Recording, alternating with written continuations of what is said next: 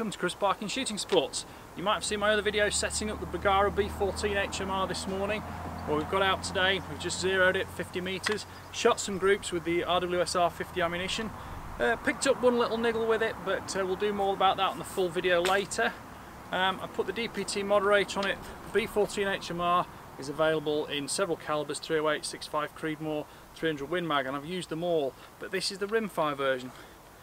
We have 10 round magazine, and we've got similar bolt dimensions, if a slightly shorter bolt stroke than the standard rifle. But the joy is, it'll fit your trainer dimensions because it's exactly the same as your larger centerfire rifle, and it makes for a great practice and training tool.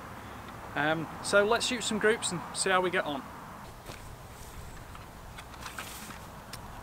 So, I've got the Bergara B14 HMR in 2.2 rimfire.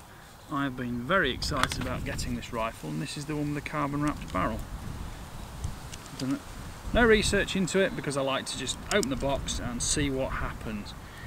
You might have seen the video of me putting it all together this morning. I put 5 rounds in the mag. I don't even know if it'll take more. Maybe it ought to do because it's certainly big enough. 6, 7, 8, 9. Well, there's 10 in there. This is RWS R50, which is a nice match ammo, round nose, 40 grain bullet. There's no suggested velocity on here, but I suspect it will remain subsonic. I know we got 334 meters per second. My brain's not quite working fast enough to convert that, but I think that's subsonic.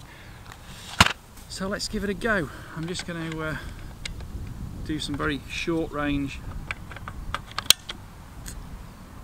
test shots just to get it on the paper before we put the big target in.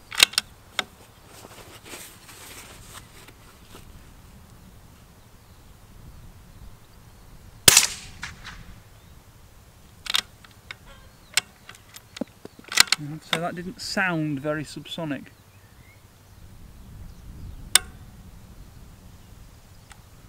And let's hope that is not the first of many. Count 30.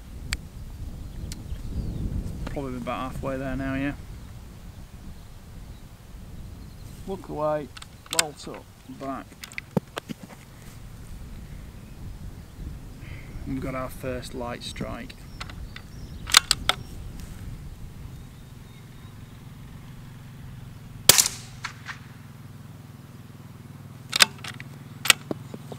Let's hope that was just a little running in error. Sounds like the farmer's here now anyway. The carbon wrapped barrel is 23.2mm in diameter, and the thread at the end is a 1/2 inch by 28 TPI for a moderator or a brake if you want that kind of thing. There's plenty of stippling moulded into the forend and on the grip, and all sorts of sling studs, quick release and fixed studs on the forend and the buttstock to hold your accessories, bipods, slings, etc. I've always been a big fan of the HMR stock.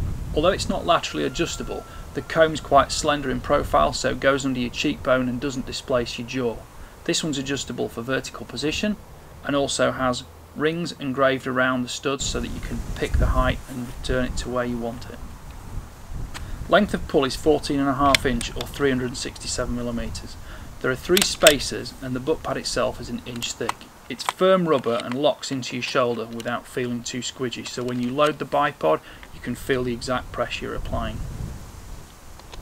The adjustable cheek piece has rings marked around the front post so you can return it to the position after you've removed it. I find the easiest thing to do is put a zip tie around one. There's a butt hook on the underside and it gives you a good flat position for the rear bag to fit onto, and you can also clamp the rifle into your shoulder so that although bolt operation on the rimfire isn't excessive, it means it keeps it planted in place and there's less torquing of the rifle action. There's a big Mag Release Ambidextrous on front of the trigger guard. Mag holds 10 rounds and the safety catch is quiet in use and locks. The trigger's really nice. It's a nice curved blade with an 850 gram crisp pull. It is adjustable, but I saw no need to change anything. The bolt release catch is on the left side of the action and you don't need to drop the cheek piece to get the bolt in or out. I like the vertical pistol grip because you can wrap your thumb round it or keep your thumb vertical, and it gives very fast bolt operation. The bolt itself is about the same length as the standard Bergara in centerfire format. It's separated into two sections with the front half rotating, because rather than being completely front locking now into bolt lug abutments, the bolt lugs are actually fitted halfway along the bolt.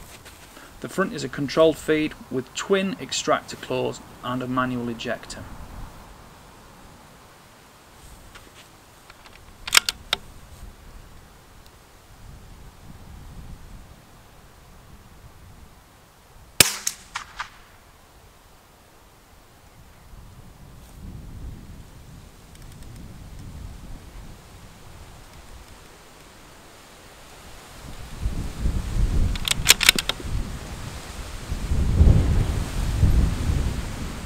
Quite breezy today.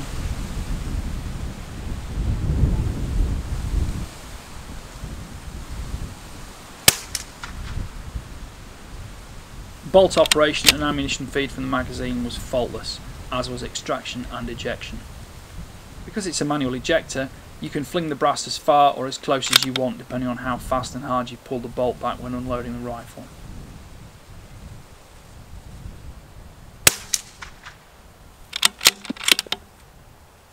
Other than the bolt stroke being a bit shorter, it's still 90° lift and it feels really similar to the standard rifle and centerfire cartridge. That's the whole point of it being a training rifle. The barrel is 18 inches or 460mm long. Overall length of the rifle is 38 inches or 970mm. The weight of the rifle, including the scope, mounts and bipod, is 12 pounds or 5.42 kilos. I think we're going to need to test some other ammo, because although this is shooting very nicely on target,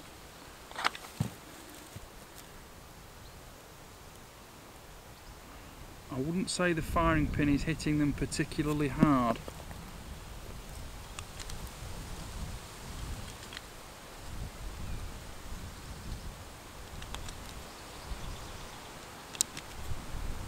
That's the third or fourth light strike I've had now.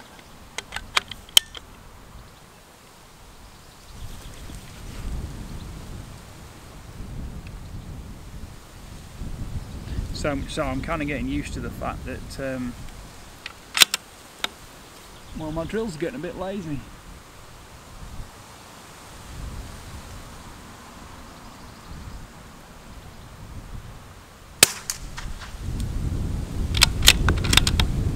But even in this wind it does shoot pretty well.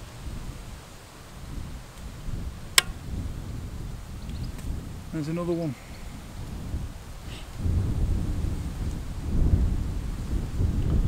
Weight 30, eh?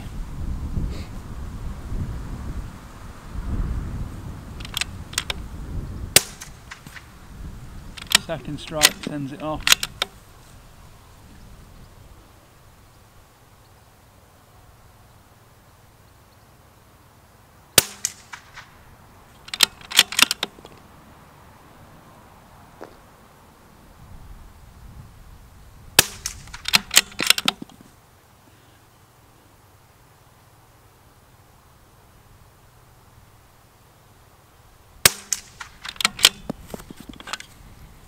Feed and function's good, the bolt's nice, the trigger's very nice actually. I think it might just be a case of letting the bolt run in a little bit. I'm not going to get too picky yet.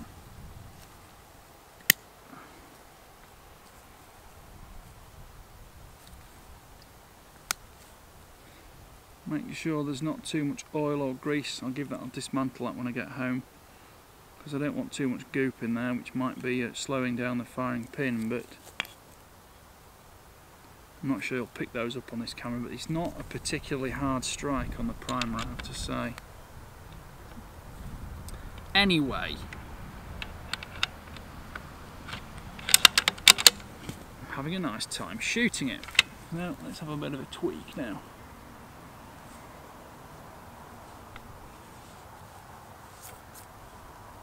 I don't like scopes with lock rings on these days. It seems a bit old-fashioned, outdated.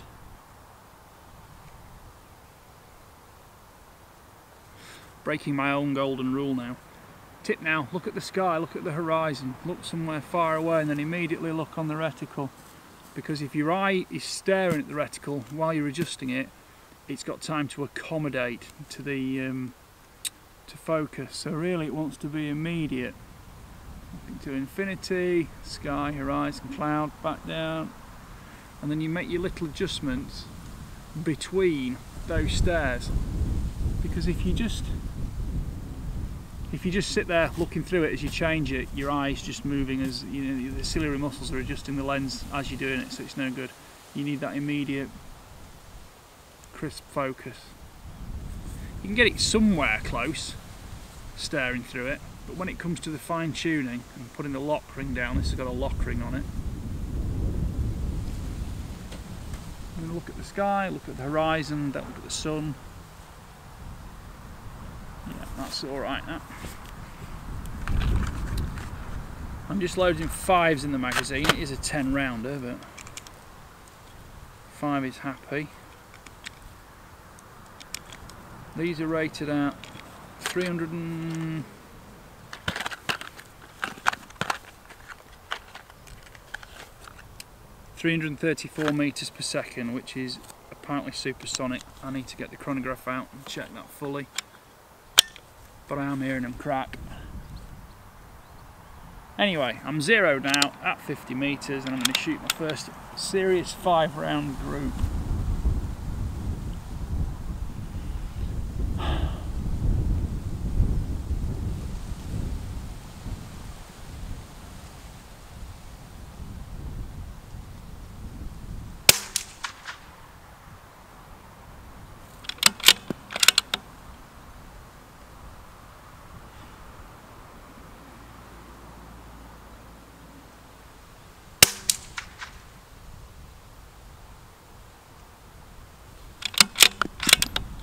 Given the breeze, it looks like it's performing pretty well actually.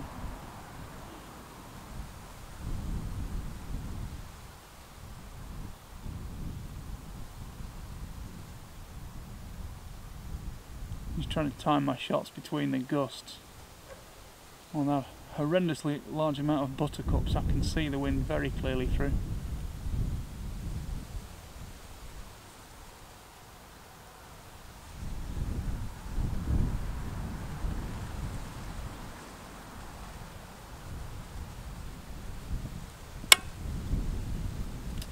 And then we get one of those, which is disappointing. I don't know whether to fire this one off into the ground, because when I'm cocking the bolt again it will fire. I don't know whether to fire it off into the ground or put it into the target and maybe spoil the target. And do you know what? I'm going to put it into the target. So I'll do my count. I must have got to 30 by now. Up and back down on the bolt.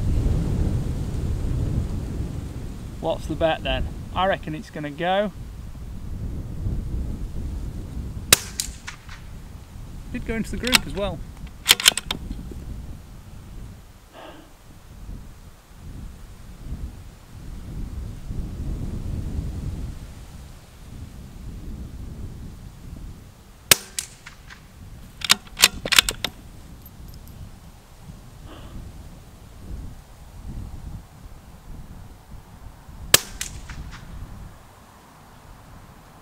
It's actually shot a really nice clump, one whole group cluster.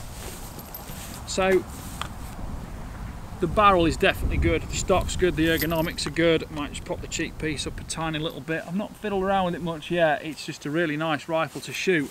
I just want to clarify if it's the firing pin spring that's a bit weak or whether this brass is particularly hard.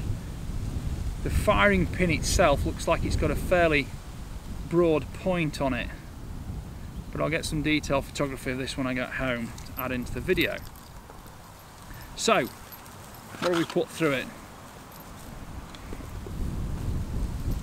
35 rounds through it, 6 maybe, 5, 6, maybe 7 misfires. They have all gone bang second time, and as that group has proven, the gun is a fundamentally accurate gun at 50 meters, even in the breezy conditions today. So yes, I want to do more with this. I want to get it sorted out. I'm going to tweak it, try some different ammunition, get all the scope turrets zeroed and set, I'm pleased so far, but I want to just watch out for that firing pin issue. Thanks for watching.